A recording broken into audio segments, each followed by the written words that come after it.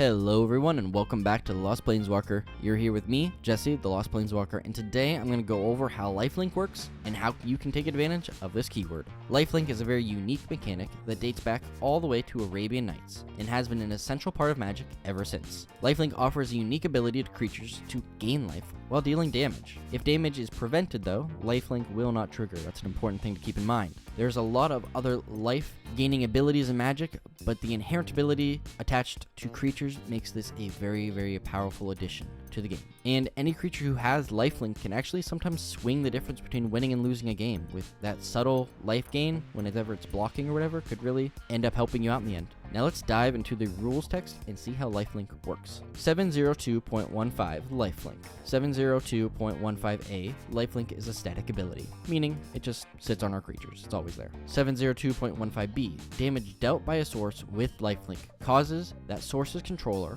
or its owner if it has no controller, to gain that much life, in addition to any other results in damage causes. See Rule 1203. Basically, if you deal damage, whether it's combat or otherwise, Lifelink will trigger. This is also important to know because if you're fighting or you are tapping it to deal damage to another creature and it has Lifelink, all of those count as damage triggers and you'll gain life off of all of those. 702.15c, if an object changes zones before an effect causes to deal damage, its last known information is used to determine whether it had Lifelink. 702.15d, the Lifelink rules function no matter what zone an object with Lifelink deals damage from. 702.15e, if multiple sources of Lifelink deal damage at the same time, they cause a separate life gain effect. See Rule 119.9-10.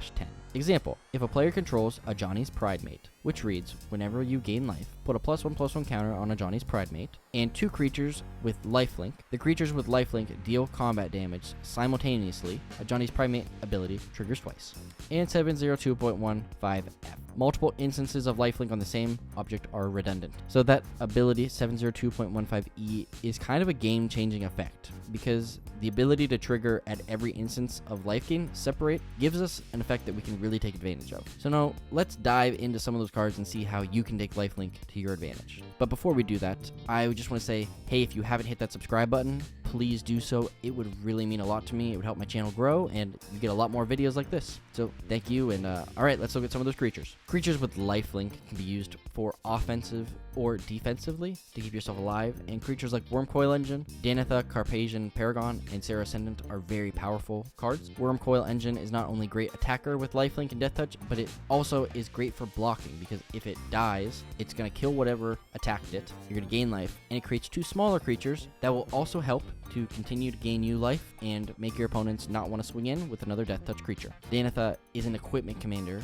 and the more she is equipped, the more life she will gain, and turns scarier the bigger and bigger she gets. And Serra Ascendant is a very powerful creature that was not templated for commander, because for 1 mana, if you play it on turn 1, or while you have 30 or more life, you get a 6/6 creature with Lifelink and flying, and this is a great way to start out any game. A good Lifelink value piece can really give you some great value in any game. Resplendent Angel, Valkyrie Harbinger, and Rock's Faithmender do that. Resplendent Angel and Valkyrie Harbinger has the ability to create angel tokens if you gain a certain amount of life each turn. These two cards look at each end step and can gain you 4 angels each in 1 turn cycle. Rock's Faithmender is one of the few cards that are able to double the amount of life you gain. This can really accelerate your game plan and gain you more life than your opponents can even deal with. Some cards not only gain you life, but deal damage to your opponents when you do so. Sanguine Bond, Veto Thorn of the Duskrose, and Cliffhaven Vampire are such creatures. Sanguine Bond and Veto of the Duskrose deal damage to a specific player whenever you gain life. Veto can even give all your creatures Lifelink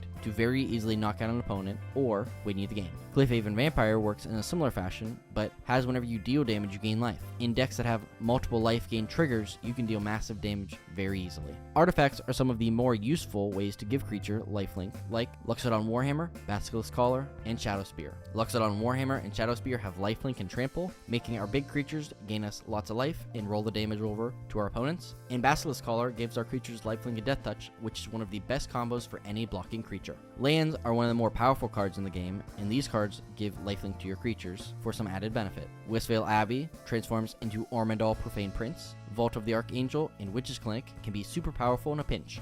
Westville Abbey that transforms into Ormondal Profane Prince turns into a huge threat that is going to be able to gain you 9 life every turn, and that can really affect the game and gives you several turns to survive. Vault of the Archangel can be used offensively or defensively in response to a large attack to clear your opponent's board and protect yours. And lastly, Witch's Clinic can give our commander lifelink, which isn't the best, but if your commander cares about life gain, this might be worth including. These powerful cards will strike fear in your opponents when we cast them.